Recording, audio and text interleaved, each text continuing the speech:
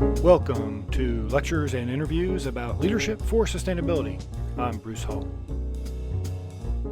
Okay, let me give you a chance to practice the results of the values diagnostic. I want you to peer into a real conflict and see if you can unpack and figure out what's going on and imagine how you would facilitate the conflict and work with the participants so that they could get through that conflict towards some hopeful outcome. So here's a realistic, real sort of conflict. It's happened in a funding foundation that was trying to figure out a new focus, a new way of doing business. What should be the priorities? And they started discussing opportunities, programs, projects, and very quickly it devolved into name calling, polarization, paralysis. I mean, they decided to end the meeting because they were worried they were going to fracture and be unable to continue. The three proposals that came out, one was to give money to pharmaceuticals to deal with childhood diseases in Africa. The second one was to give money to government programs to deal with endangered species in the U.S. And the third was to incentivize the capture and sequestration of greenhouse gases. Now, I'll let you pause here and look at these a little bit if you want. Think through what might be some of the value conflicts behind here. What are some of the dimensions?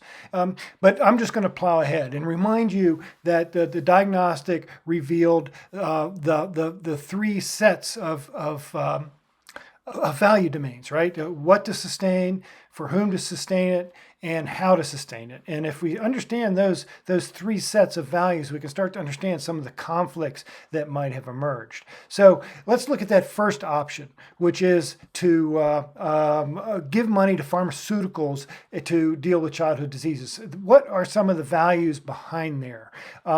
First of all, it's a social capital building. We're helping educate and improve the health of individuals who are then going to be able to solve problems. We're not investing in natural capital. We're not investing in species. We're investing in people. And we're worried about people today, not people tomorrow, but we're the inequities, the fairness of today. And we're doing it in a place, it's not in our backyard, it's in somebody else's backyard. And we're doing it by funding businesses. And there may be differences in the board about whether they think it should be social capital or natural capital. Some people might be worried about species. Other people might be worried about future generations. And other people may not want to fund the market.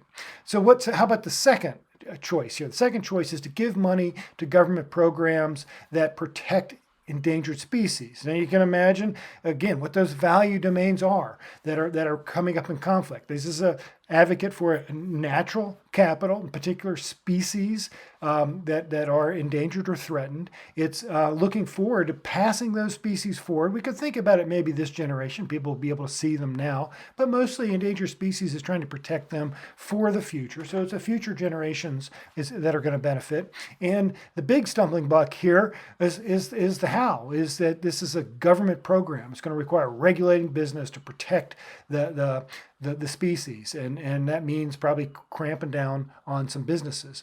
Now let's look at the third option, which is to give money to programs that would incentivize the capture and sequestration of greenhouse gases.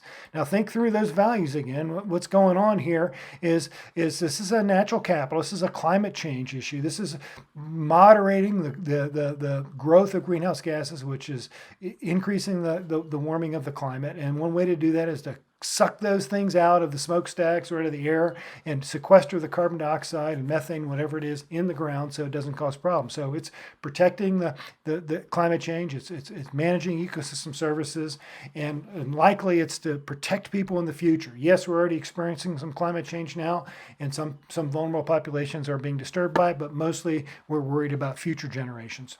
We might be worried about creation care. This could be a religious issue, and creation care is an important reason why some people worry about climate change, protecting God's creation.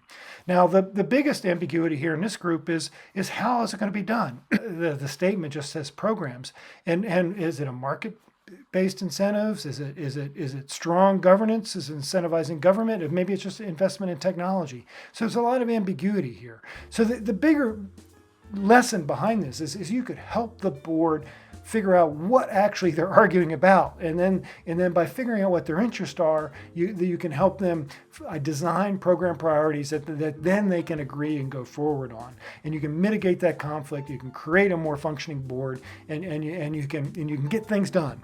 So these values domains, these understandings of values and biases and conflicts and what's behind those conflicts, the interests that people care about, that's really what you need to dig for as a sustainability professional to help promote collaboration. So I hope this real quick, simple example gave you an idea of how you can begin to unpack and use the power of understanding yourself and understanding others to promote collaboration and synergizing across differences. Bye.